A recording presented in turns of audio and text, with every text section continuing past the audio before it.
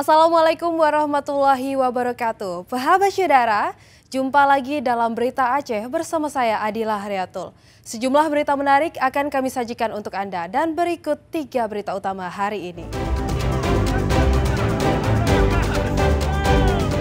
Sebuah rumah kosong yang diduga jadi tempat transaksi narkoba digerebek emak-emak karena sudah berulang kali diperingatkan.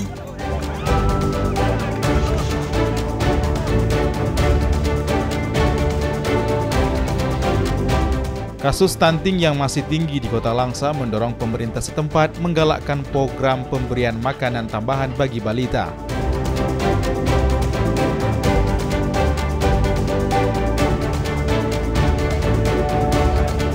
Warga di Kabupaten Pidijaya memanfaatkan batok atau tempurung kelapa untuk membuat berbagai kerajinan yang mendatangkan cuan.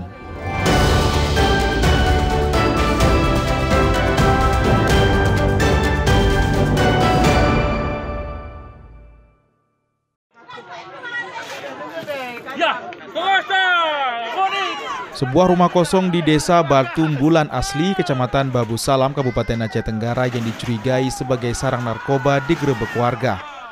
Massa yang dominan mak-mak merusak bangunan rumah agar tidak lagi ditempati. Mak-mak menggerebek sebuah rumah kosong yang diduga jadi lokasi transaksi narkoba.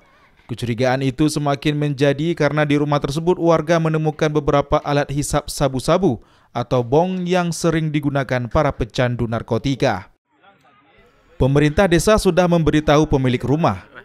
Namun aktivitas serupa belum berhenti, menyulut amarah emak-emak hingga terjadi pembongkaran. Rumah kosong tersebut diklaim bukan hanya ditempati para pengguna narkoba, tapi komplotan pencuri.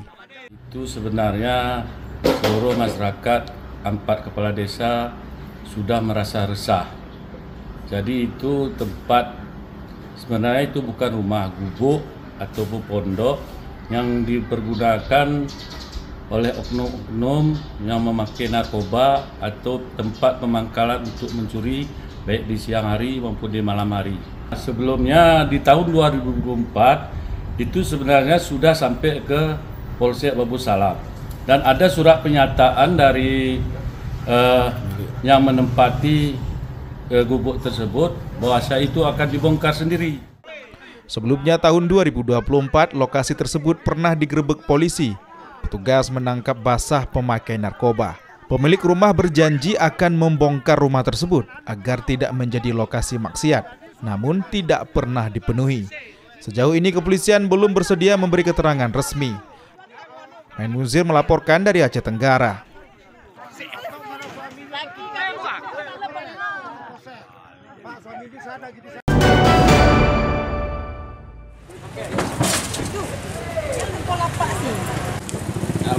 Sejumlah lapak pedagang di Pasar Lambaru, Kabupaten Aceh Besar ditertibkan pada Selasa sore lalu.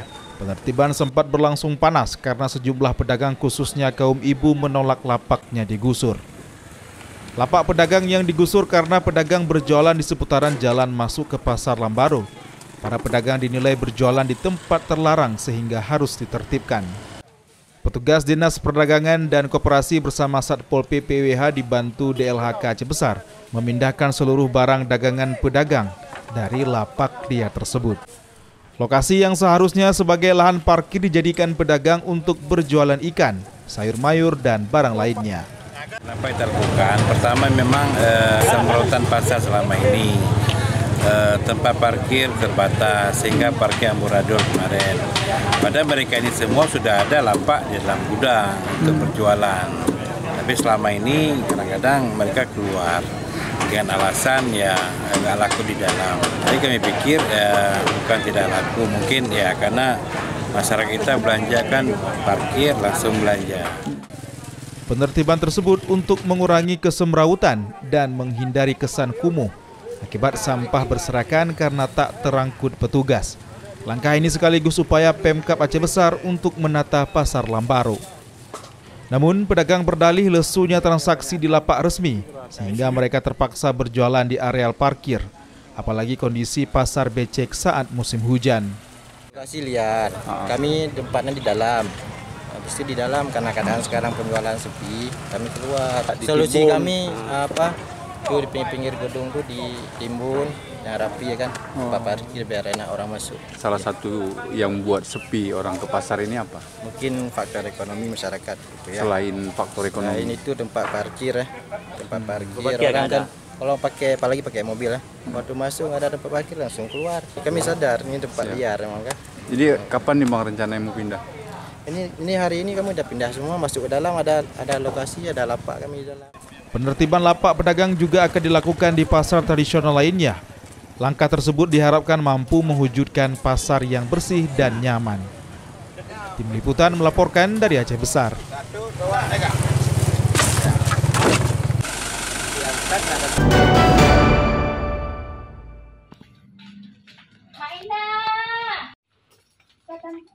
Upaya pemerintah menekan kasus stunting terus digalakkan. Pemerintah Kota Langsa menyalurkan pemberian makanan tambahan (PMT) untuk balita sebagai upaya meningkatkan asupan gizi dan pencegahan stunting sejak dini. Gampung Tenggoh Langsa merupakan salah satu lokasi PMT, kegiatan yang melibatkan para kader dan petugas puskesmas, posyandu untuk menggelar cakupan. Program ini sudah berjalan selama 2 bulan dan berlangsung mulai Senin hingga Sabtu dengan menu yang bervariasi.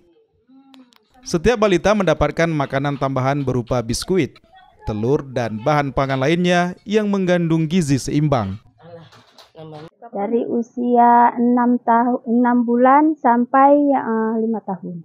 Menunya bervariasi, setiap hari Sabtu aja kita ada snack. Jangan bosan anak-anak. Kalau kita sebenarnya kan anak-anak ini, si mama balita kemari ambilnya. Karena saya pun gak ada waktu yang itu, saya bagikan aja biar cepat selesai. Kegiatan ini mendapat respon positif dari masyarakat karena membantu memenuhi kebutuhan gizi anak secara lebih merata. Mereka berharap program ini dapat berlanjut. Ini mantap, sesuai. Kalau bisa berlanjut, jangan sampai bertunda setengah bulan gitu. Lebih lanjut, diperlanjutkan lagi. Terus makanannya yang lebih enak lagi. Program PMT bagi balita ini diharapkan dapat berkesinambungan sehingga anak-anak di Kota Langsa mendapat asupan gizi yang cukup sehingga kasus stunting dapat terus ditekan. Main Munzir melaporkan dari Kota Langsa.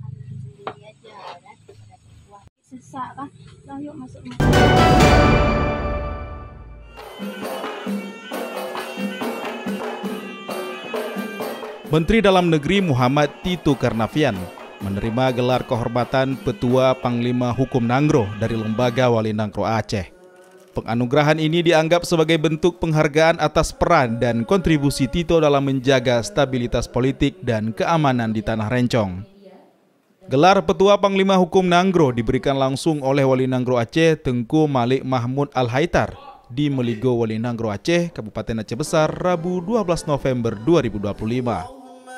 Pemberian gelar kehormatan itu ditandai dengan penyematan lencana dan selempang oleh Wali Nanggro Aceh Tengku Malik Mahmud Al-Haitar. Kemudian Tito juga menjalani prosesi pesijuk yang dipandu langsung oleh Wali Nanggro. Penghargaan ini diberikan kepada Mendagri Tito Karnavian atas dedikasi dan komitmennya dalam menjaga keamanan, hukum serta keseimbangan antara syariat, adat, dan negara di Aceh. Tito mengaku tidak menyangka akan mendapatkan penghargaan tersebut, namun menganggapnya sebagai suatu kehormatan besar. Ia menilai lembaga Wali Nanggro memiliki legitimasi kuat secara sosial dan hukum serta menjadi simbol kebanggaan masyarakat Aceh. Ini penghargaan yang sangat luar biasa besar bagi saya, apalagi yang memberikannya adalah langsung tokoh yang sangat terkenal sekali, yaitu Paduka Yang Mulia Wali Nanggro Tengku Malik Mahmud Al-Haitar, yang kita semualah terkenal baik Indonesia maupun internasional. Kemudian lembaga yang memberikan lembaga yang sangat kredibel, lembaga yang memiliki legitimasi sosial di masyarakat Aceh dan juga memiliki legitimasi yuridis. Wali Nanggro menyebut Tito telah memberikan perhatian besar kepada Aceh sejak masa menjabat sebagai Kapolri dan terus berlanjut saat memimpin Kementerian Dalam Negeri. Di tangannya, hubungan pusat dan daerah tetap terjaga dan stabilitas politik di Aceh terus terpelihara hingga kini.